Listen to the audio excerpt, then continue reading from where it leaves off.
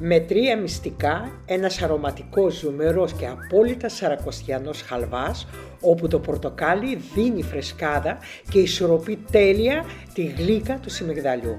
Ιδανικός για καθημερινό γλυκό νηστείας, αλλά και για το τραπέζι με υφή, αφράτη και γεύση που μένει. Γεια σας αγαπητοί μου φίλοι, είμαστε στο Melody of Cheese with Albina, τον Πελοπίδα, το Κοτέτσι και την Λίζα και σας καλωσορίζω πάλι στη κουζίνα μου. Καλώς ήρθατε. Καλή Σαρακοστή. Τι έχουμε σήμερα? Έχουμε έναν χαλβά που θα σας μείνει αξέχαστος. Το καλύτερο που θα φτιάξετε. Ξέρω ότι έχετε φτιάξει πολλές φορές, άπειρες, χιλιάδες, αλλά φτιάξτε και αυτό και θα με θυμηθείτε. Για να μην πολυλογούμε, πάμε να σας πω τι ακριβώς θα χρειαστούμε. Φύγαμε. Για την σημερινή μας συνταγή θα χρειαστούμε ένα φλιτζάνι των 250 ml σιμιγδάλι ψηλό, ένα φλιτζάνι σιμιγδάλι χοντρό, 4 φλιτζάνια φρεσκοστημένο χυμό πορτοκάλι, 3 φλιτζάνια ζάχαρη, ένα φλιτζάνι λάδι, φλούδες από ένα λεμόνι, ένα ξυλάκι κανέλα, 5 γαρίφαλα, λίγα αμύγδαλα καβουρδισμένα και προαιρετικά λίγη ξανθή σταφίδα. Αυτά είναι τα υλικά μας. Και για να ξεκινήσουμε πρέπει να φτιάξουμε το σιρόπι. Μέσα σε ένα κατσαρολάκι ρίχνουμε φρεσκοστημένο χυμό πορτοκάλι. Προσθέτουμε 3 φλιτζάνια ζάχαρη, φλούδες από ένα λεμόνι, ένα ξυλάκι κανέλα και 5 γαρίφαλα. Και αφήνουμε να πάρει την πρώτη βράση. Από τη στιγμή που θα αρχίσει ο βρασμός, αφήνουμε το σιρόπι μας να βράσει για 5 λεπτά ακόμα. Από τη στιγμή που άρχισε να κοχλάζει, το άφησα να βράσει 5 λεπτά. Έχουν περάσει τα 5 λεπτά. Κλείνω τη φωτιά.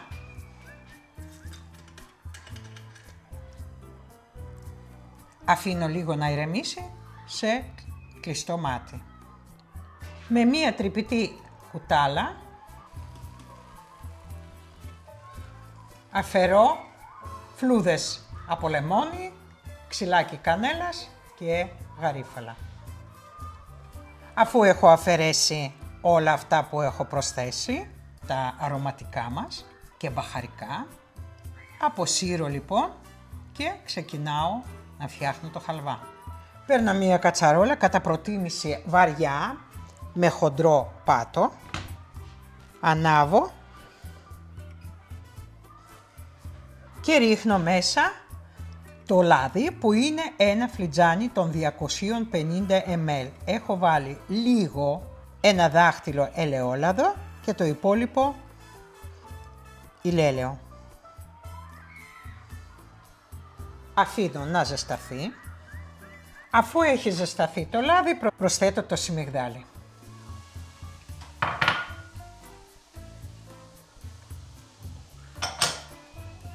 Και αρχίζω και καβουρδίζω σε μέτρια φωτιά, δηλαδή θα το κατεβάσω στο 7.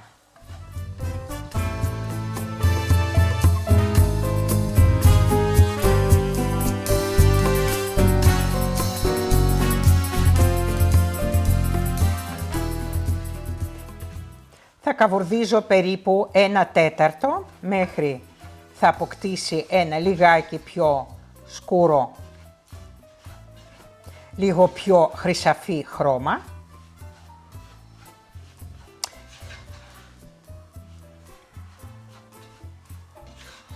Αυτό θα μου πάρει περίπου 1/4. Πήραμε ένα φλιτζάνι ψηλό σιμιγδάλι και ένα φλιτζάνι χοντρό για να έχουμε μία ωραία υφή. Πέρασαν περίπου 8 λεπτά. Βλέπετε ότι αρχίζει και σκουραίνει. Μη βάλετε τη φωτιά δυνατή, να βάλετε τη φωτιά σιγανή από το 9 που έχουμε το μέγιστο, να βάλουμε στο 6 και έτσι καβουρδίζεται πιο ομοιόμορφα και δείχνει και κάνει και ωραίο χρώμα. Και τώρα μετά από 7 λεπτά που το καβουρδίζω, βγάζει πλέον ένα άρωμα καβουρδισμένο σιμιγδάλι. Εξακολουθούμε να το ανακατεύουμε συνεχώς, εννοείται ότι θα έχετε ξύλινο κουτάλι και καλό είναι να έχετε ένα ξύλινο κουτάλι το οποίο είναι μόνο για τα γλυκά, να μην το βάζετε μέσα στα άλλα φαγητά. Να έχετε ένα ξεχωριστό κουτάλι. Το έχω δείξει αυτό, βλέπετε ότι έχει μια μυτούλα εδώ. Αυτό είναι για να παίρνουμε όταν καβουρδίζουμε από τυχώματα από τις άκρες.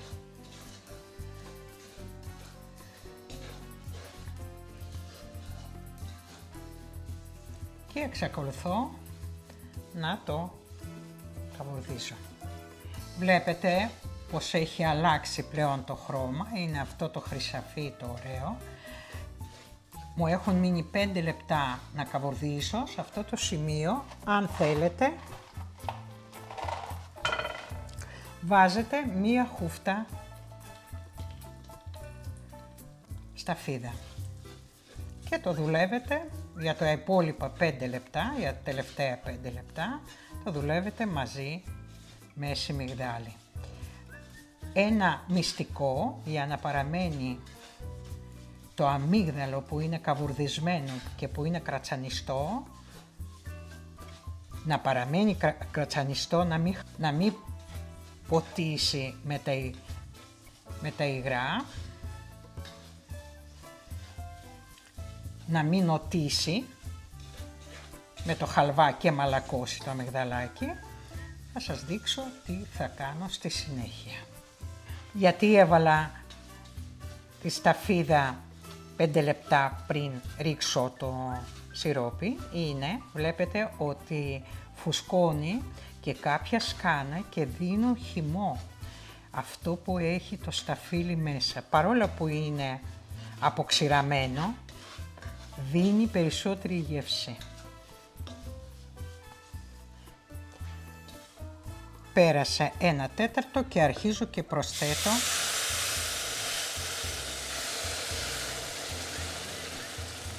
το σιρόπι.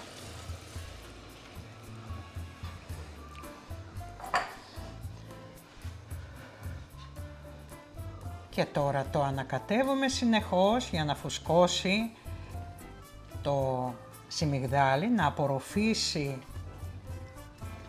όλο το σιρόπι και θα το ανακατεύουμε μέχρι το σημείο που θα αρχίζει να ξεκολλάει από τα τυχώματα. Κατεβάζω λιγάκι τη φωτιά. Απίστευτα αρώματα, περιττό να το πω. Κατεβάζουμε για να μην πιτσιλάει. Η κατσαρόλα, επειδή είναι μαντεμένια, είναι αρκετά ζεστή.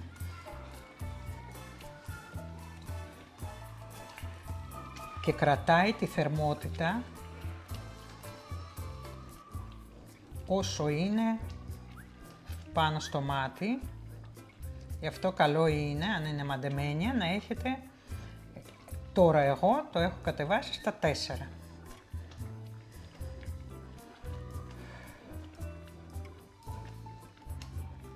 Ανακατεύω συνεχώς. Καλό είναι να το έχετε προετοιμάσει το σκεύος που θα το βάλετε, αλλά σήμερα θέλω να σας δείξω άλλο ένα μυστικό δικό μου που ελπίζω να σας αρέσει. Λοιπόν, βλέπετε ότι δεν κολλάει πουθενά, ούτε στο πάτο ούτε στα τυχώματα, είναι όλα καθαρά. Ορίστε, θα σας κάνω ακόμα πιο κοντινό για να το δείτε. Δεν κολλάει πουθενά.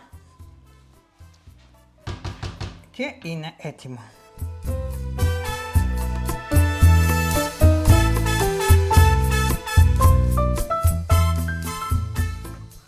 Βάζω στη φόρμα μου και απλώνω.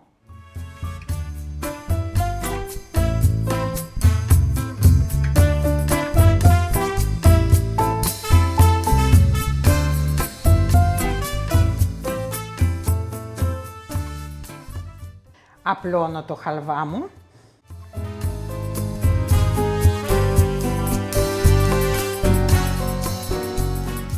Παίρνω μία σπάτουλα και προσπαθώ να τα κάνω όλα να έχουν το ίδιο πάχο σε όλη την επιφάνεια.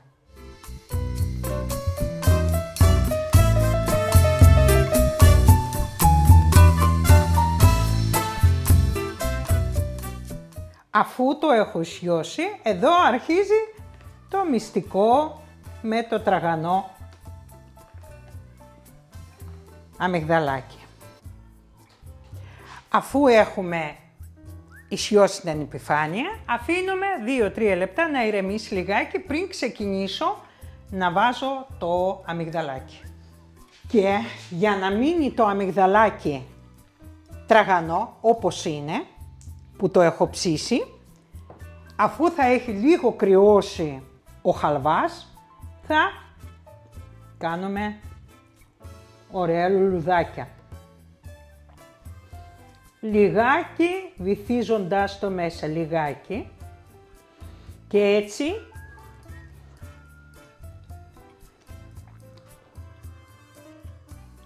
το αμυγδαλάκι μας θα μείνει τραγανό. Κάνουμε μία μαργαριτούλα, κολλάμε λιγάκι έτσι και με αυτόν τον τρόπο το γεμίζω.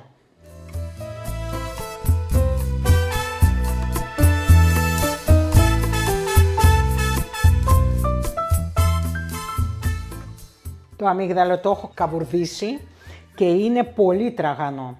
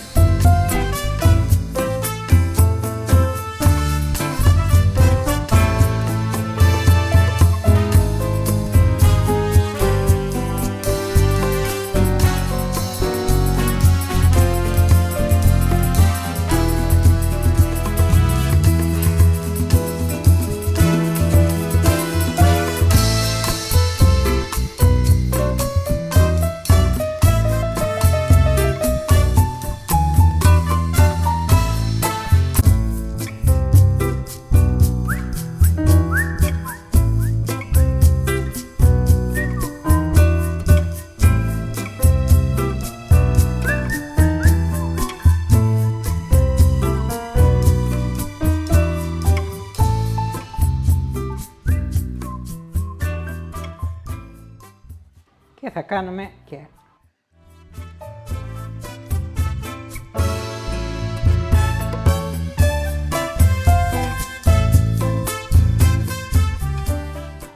και είναι έτοιμος ο χαλβάς μας. Αφήνουμε λίγο να κρυώσει για να το δοκιμάσουμε.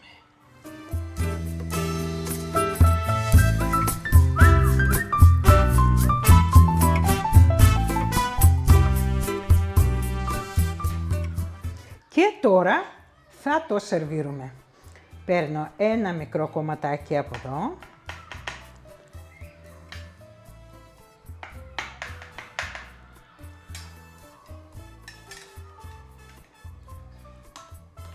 Και θα σας φέρω κοντά για να το δείτε.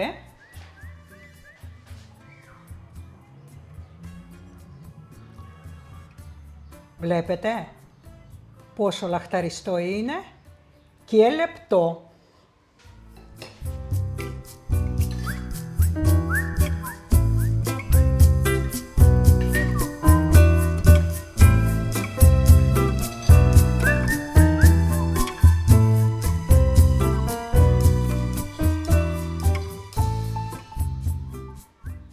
Και φυσικά το δοκιμάζω για σας.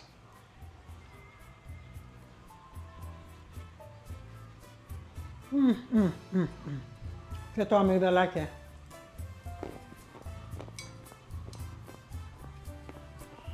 Το ακούτε? Απίστευτης νοστιμιάς, λεπτό, με έντονη γεύση πορτοκάλι.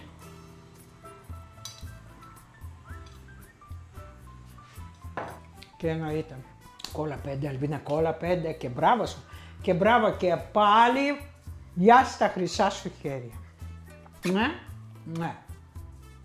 Φτιάξτε έτσι όπως σας τα έχω δείξει. Αν φτάσετε μέχρι εδώ, εννοείται like, προώθηση, αν θέλετε εγγραφή φυσικά. Και πάμε να μιλήσουμε. Και ελάτε να μιλήσουμε λίγο. Για ποιο να μιλήσουμε? Για το χαλβά. Για το χαλβά, βρε Αλμπίνα. Έχουμε φτιάξει πες τόσους χαλβάδες στη ζωή μας. Και τόσους χαλβάδες έχουμε απ' έξω, άλλους τόσους. Τέλος πάντων, πλάκα κάνω, εννοείται. Εντάξει. Η διαφορά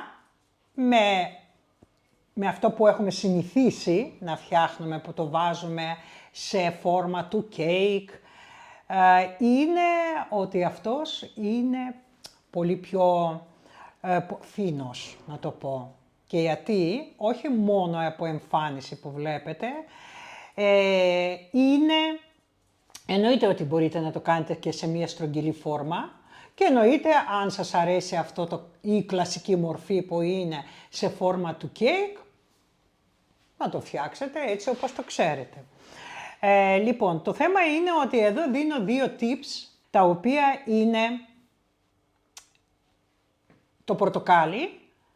Έχω ένα χαλβά, μία συνταγή στο κανάλι, το οποίο είναι από τα 4 φλιτζάνια που βάζω υγρό για να φτιάξω το σιρόπι. Το 1 φλιτζάνι είναι χυμός πορτοκάλι, τα 3 είναι νερό. Εδώ είναι και τα 4 φρεσκοστημένος χυμός πορτοκάλι. Δίνει απίστευτη γεύση και απίστευτη επίγευση επίσης. Δεν μυρίζει το λάδι. Βλέπετε, σας είπα ότι έχω βάλει ένα δάχτυλο ελαιόλαδο και όλο το υπόλοιπο είναι ηλέλαιο χωρίς άρωμα και γι' αυτό όλος ο χαλβάς, δηλαδή το μυρίζεις και μυρίζει πορτοκάλι και όχι λάδι. Αυτό είναι το πρώτο μυστικό. Το δεύτερο μυστικό, μάλλον έχει 3 μυστικά αυτό εδώ, ο χαλβάς αυτός. Το δεύτερο μυστικό είναι, δεν ξέρω αν το κάνετε, γράψτε μου στα σχόλια αν όντως το κάνετε. Βάζουμε την σταφίδα 5 λεπτά πριν τελειώσουμε το καβούρδισμα. Το καβούρδισμα, όχι πλέον όταν θα μπει το σιρόπι. Γιατί?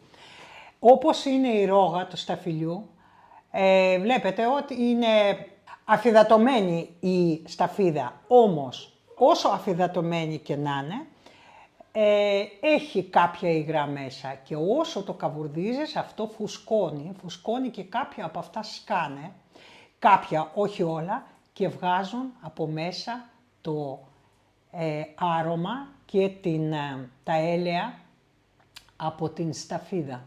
Είναι απίστευτη αυτή θα δείτε αν θα βάλετε και θα καβουρδίσετε πώς θα γίνουν οι ρόγες όπως είναι όταν είναι πάνω στο τσαμπί. Πάρα πολύ ωραία.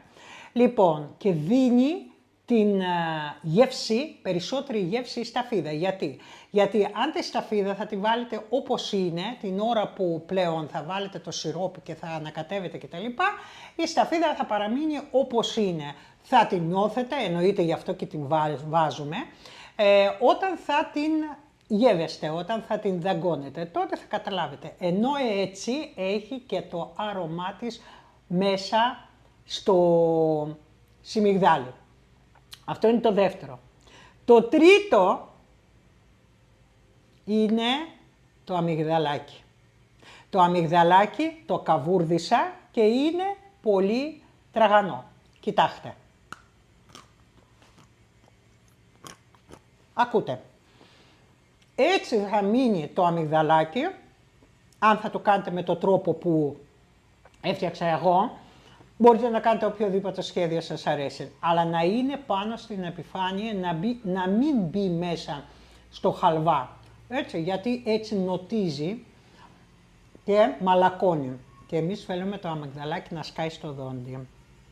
Αν θα το βάλετε από πάνω έτσι όπως το έχω κάνει εγώ και θα το βυθίσετε ελαφρώς έτσι με τα δάχτυλα για να κολλήσει, θα παραμείνει. Εμένα είχα φτιάξει καθαρά Δευτέρα και εντάξει, φαγώθηκε εννοείται. Λοιπόν, 2-3 μέρες ήταν το αμύγδαλο έτσι όπως το έχω βάλει. Επίσης, είναι πάρα πολύ ωραίο όταν το φτιάχνουμε σε ένα παραλληλόγραμμο ή σε στρογγυλό, να έχει πάχος αυτό που έχω περίπου 1,5 το πολύ 2 εκατοστά πάχος, και βλέπετε πως είναι, δηλαδή είναι πολύ λεπτό και ελέγχεις και τα κομμάτια πως κόβεις, έτσι ένα μικρό κομμάτι και ο άλλος γεύεται, καταλαβαίνει την νοστιμάδα, πίνει και το καφέ του που λέει ο λόγος με ένα μικρό κομματάκι και είμαστε ok. Επίσης, επειδή βάλαμε ένα ξυλάκι κανέλα μέσα στο σιρόπι, λοιπόν δεν σημαίνει ότι αν σας αρέσει κανέλα να μην την πασπαλίσετε από πάνω πριν σερβίρετε. Μπορείτε να το κάνετε, εγώ δεν το έκανα τώρα, γιατί μας αρέσει αλλά όχι σε όλους, οπότε όταν το σερβίρεις, λιγάκι βάζεις από πάνω και την κανέλα και τελείωσε, είναι μια χαρά. Λοιπόν, σιμιγδάλι πήρα το μισό-μισό, δηλαδή ένα φλιτζάνι